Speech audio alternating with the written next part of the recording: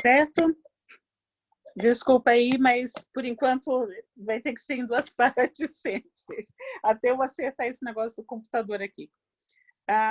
Então, o que a gente está vendo aqui nessa carta de 2 Pedro é que ele também está falando para as pessoas se manterem firmes, se manterem fiéis, porque esse julgamento vem, Deus é tolerante, paciente, está dando mais tempo para que outras pessoas recebam a palavra, certo?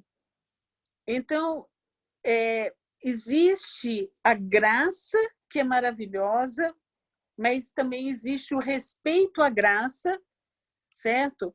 Como que nós... deixa eu só mudar uma coisinha aqui. Como que nós devemos nos portar diante de tanta revelação, tá? Como que nós devemos ver isso? Como que nós devemos agir em relação à graça? Dá uma olhadinha um pouquinho antes do capítulo 3, no capítulo 2 de 2 Pedro.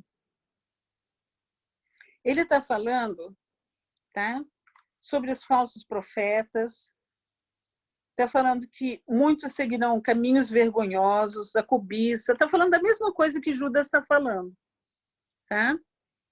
E aí no versículo, então, 2 Pedro 2,4 está falando: Deus não poupou os anjos que pecaram, mas os lançou no inferno, no Tártaro, prendendo-os em abismos tenebrosos, a fim de serem reservados para o juízo. Ele não poupou o mundo antigo quando trouxe o dilúvio sobre aquele povo ímpio, mas preservou Noé, pregador da justiça, e mais 7 pessoas. Também condenou as cidades de Sodoma e Gomorra, reduzindo-as a cinzas, tornando exemplo do que acontecerá aos ímpios. Mas livrou Jó, homem justo, que se afligia com procedimento libertino dos que não tinham princípios morais, pois vivendo entre eles todos os dias, aquele justo, Ló, se atormentava em sua alma por causa das maldades que via e ouvia.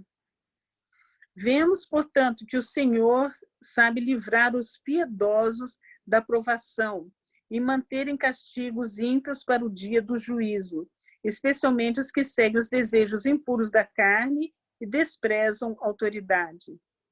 Tá? E ele segue: insolentes e arrogantes, tais homens não têm medo de difamar os seres celestiais, que foi o que a gente viu lá em Efésios, que a gente viu agora. Contudo, nem os anjos, embora sendo maiores em força e poder, fazem acusações injuriosas contra aqueles seres na presença do Senhor. Mas eles difamam o que desconhecem e são como criaturas irracionais, guiadas pelo instinto, nascidas para serem capturadas e destruídas, serão corrompidos pela sua própria corrupção. Eles receberão retribuição pela injustiça que causaram. Consideram prazer entregar-se à devassidão em plena luz do dia. São nódoas e manchas, regalando-se em seus prazeres, quando participam das festas de vocês. Tendo os olhos cheios de adultério, nunca param de pecar, iludem os instáveis e têm o coração exercitado na ganância. Malditos, eles abandonaram o caminho reto, se desviaram, seguindo o caminho de Balaão, filho de Beor, que amou o salário da injustiça, mas em sua transgressão foi repreendido por uma jumenta, um animal mudo. Não sei se vocês lembram dessa história de Balaão, da mula de Balaão, que o animal repreendeu o próprio profeta.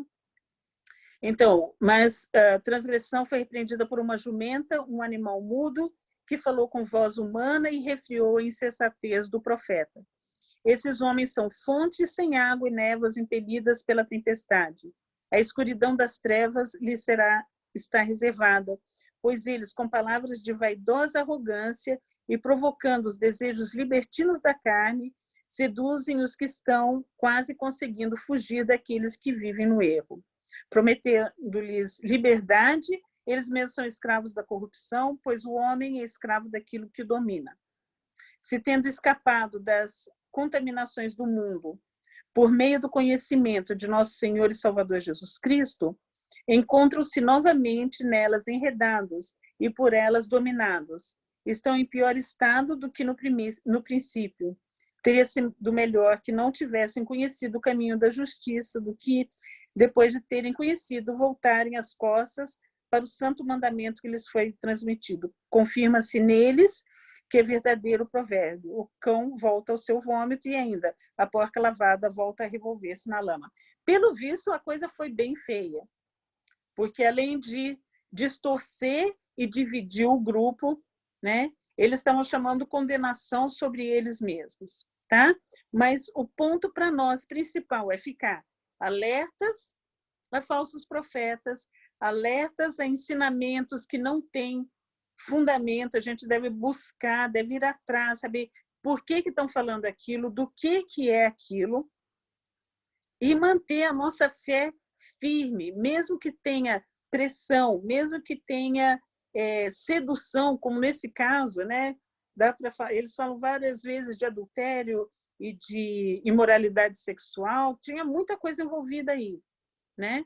E como os gregos vieram de umas tradições assim bem incentivando a carne, né? Como a gente vê hoje em geral, então o que acontece? Eles estavam levando isso para o grupo da igreja, né? O grupo que tinha começado com a graça e com o ensinamento da salvação através de Jesus.